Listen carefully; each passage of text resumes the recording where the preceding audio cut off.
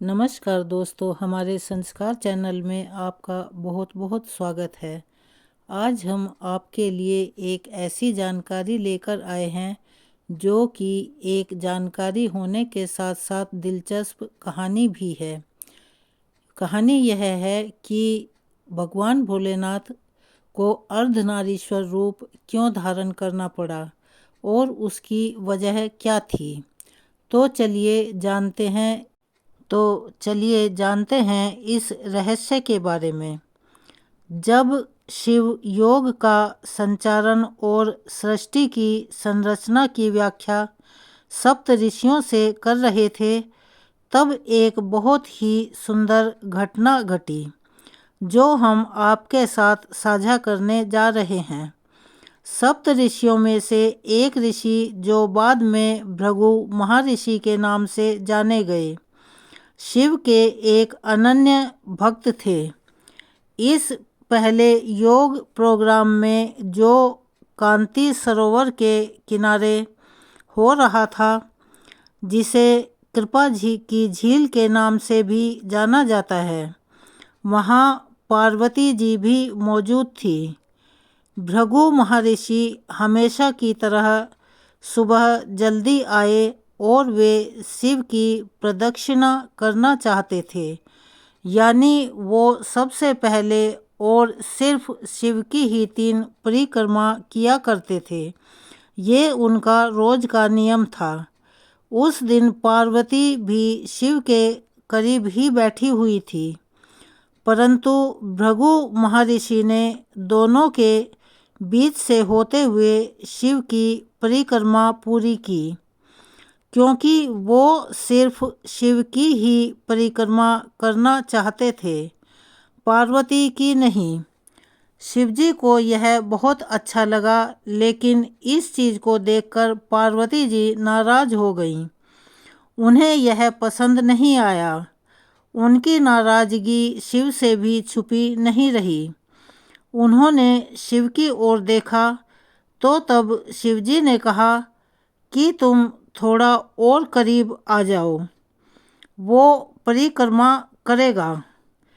पार्वती और करीब आ गई। भृगु महर्षि ने देखा कि उसके निकलने के लिए पर्याप्त जगह नहीं बची है, तो उसने झट से एक छोटे चूहे का रूप धारण कर लिया और पार्वती जी को परिक्रमा से बाहर रखते हुए अकेले शिवजी की ही परिक्रमा पूरी की। यह देखकर पार्वती जी बहुत ज़्यादा क्रोधित हो गई, तो शिव ने उन्हें अपनी जंघा पर बैठा लिया। तब भृगु ने एक छोटे पंछी का रूप धारण करके शिवजी की परिक्रमा पूरी कर ली। अब पार्वती के क्रोध का कोई ठिकाना नहीं था। वो अत्यंत क्रोधित हो चुकी थी। शिवजी ने पार्वती जी को खींचकर खुद में मिला लिया और उन्हें खुद का हिस्सा बना लिया, जिससे उनका आधा हिस्सा शिव बन गया और आधा हिस्सा पार्वती के रूप में बन गया और वे अर्धनारीश्वर रूप में आ गए। भृगु महर्षि ने यह देखा और खुद को एक मधुमक्खी के रूप में बना लिया और शिव की दाहिनी टांग का चक्कर लगा दिया। इससे भृगु महर्षि की परिक्रमा तो पूरी हो गई, लेकिन भृगु महर्षि का यह भक्ति भाव देखकर शिवजी खुश तो हुए, पर साथ ही वे नहीं चाहते थे कि भृगु महर्षि अपनी भक्ति में इतना खो जाएं कि वो प्रकृति के परम स्वभाव को ही समझ ना पाएं। तो वे सिद्धासन में बैठ गए। अब भृगु महर्षि के पास कोई रास्ता नहीं बचा था कि वो सिर्फ शिव या उनके शरीर के किसी हिस्से का चक्कर लगा सकें, उनकी परिक्रमा कर सकें। अगर उन्हें अब परिक्रमा करनी थी। अंत में भृगु ने सर्प का रूप धारण किया और शिवजी की परिक्रमा करने की कोशिश करने लगा, लेकिन उनके बीच में उसके निकलने की जगह ही नहीं बची थी। उसकी इस धृष्टता का परिणाम यह हुआ कि शिवजी की समाधि भंग हो गई। उन्होंने समझ लिया कि मूर्ख पार्वती को मेरे वाम अंग पर देखकर विचलित हो रहा है, वह दोनों में भेद कर रहा है।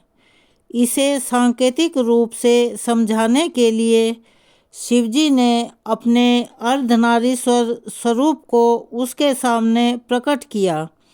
पार्वती अब उन्हीं में विलीन हो गई थी, लेकिन भृगु ऋषि को शिवजी दाहिने भाग से पुरुष के रूप में और बाएं भाग से स्त्री रूप में दिखने लगे। अब तो भृगु की योजना पर पानी फिरने लगा, लेकिन वह भी हठी था, और हठी का हट तो भगवान से भी ऊपर जाने लगता है। उसे इतना समझ ही नहीं होती कि वह क्या कर रहा है। उसने फिर कोशिश की, लेकिन वह असफल रहा। इस बात को देखकर पार्वती का गुस्सा चरम सीमा पर पहुंच गया और उन्होंने भृगु ऋषि को श्राप दे दिया। हे भृगु, तू सृष्टि के आदि नियमों का उल्लंघन कर रहा है। यदि तू मात्र शक्ति का सम्मान करने में अपनी हठ समझता है, तो अभी इसी समय तेरे शरीर से तेरी माता का अंश अलग हो जाएगा। यह श्राप सुनकर स्वयं महादेव भी व्याकुल हो उठे। भृगु की बुद्धि भले ही हार गई थी, पर महादेव जानते थे कि इस श्राप का मतलब कितना गंभीर है। शरीर विज्ञान की तंत्रिका व्याख्या से मुताबिक इंसान के शरीर में हड्डियां और पेशियां पिता से मिलती हैं, जबकि रक्त और मांस माता के अंश से प्राप्त होता है। फिर क्या था, भृगु की तो दुर्गति हो गई। उनके शरीर से तत्काल सारा रक्त और मांस अलग हो गया। शरीर में बची रह गई तो सिर्फ हड्डियां और मांसपेशियां। मृत्यु तो हो नहीं सकती थी, क्योंकि वो अविमुक्त कैलाश के अक्षेत्र में थे और स्वयं सदाशिव और पार्वती उनके सामने थे। उनके प्राण हरने के लिए यमदूत वहां पहुंचने का साहस ही नहीं कर सकते थे। असहनीय पीड़ा से भृगु बेचैन होने लगा। ये शाप भी आदि शक्ति पार्वती का दिया हुआ था। उन्होंने ये श्राप भृगु की भेद बुद्धि को सही रास्ते पर लाने के लिए दिया था। इसीलिए महादेव भी बीच में नहीं पड़े। इस शाप का लाभ यह हुआ कि भृगु असहनीय पीड़ा में पड़कर समझ गए कि पितृशक्ति किसी भी सूरत में मातृ शक्ति से परे नहीं है। माता और पिता मिलकर ही इस शरीर का निर्माण करते हैं, इसीलिए दोनों ही पूजनीय हैं। इसके बाद भृगु ने असहनीय पीड़ा से तड़पते हुए पार्वती की प्रार्थना की। माता तो माता होती है। उन्होंने तुरंत उस पर दया और कृपा की और पीड़ा समाप्त कर दी। माता ने अपना शाप वापस लेने का उपक्रम शुरू किया, लेकिन धन्य थे भक्त भृगु भी। उन्होंने माता को शाप वापस लेने से इनकार कर दिया और विनती करके उन्हें रोक दिया। भृगु ने कहा, माता, मेरी पीड़ा दूर करके आपने मेरे ऊपर बड़ी कृपा की है, परंतु मुझे इसी स्वरूप में रहने दीजिए।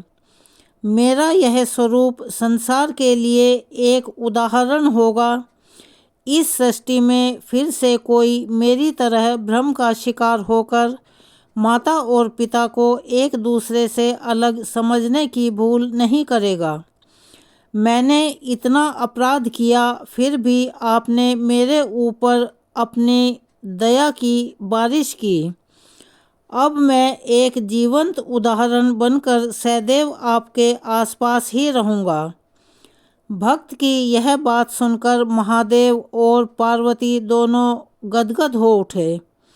अर्धनारीश्वर स्वरूप धारण किए हुए माँ पार्वती और पिता महादेव ने तुरंत भृगु को अपने गणों में प्रमुख स्थान दे दिया। भृगु चलने फिरने में समर्थ हो सकें, इसीलिए उन्हें तीसरा पैर भी दिया। तीसरे पैर से वह अपने भार को संभालकर शिव पार्वती के साथ साथ चलते हैं। अर्धनारीश्वर भगवान ने कहा, हे भृगु, तुम सदा हमारे साथ रहोगे। तुम्हारी उपस्थिति इस जगत को संदेश देगी कि हर जीव में जितना अंश पुरुष है उतना ही अंश नारी है। नारी और पुरुष में भेद करने वाले की गति तुम्हारे जैसी हो जाती है। पुरुष और स्त्री मिलकर संसार को आगे बढ़ाते हैं।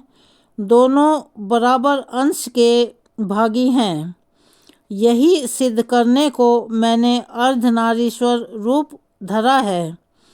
स्त्री पुरुष दोनों का अपना स्थान, अपना अस्तित्व है।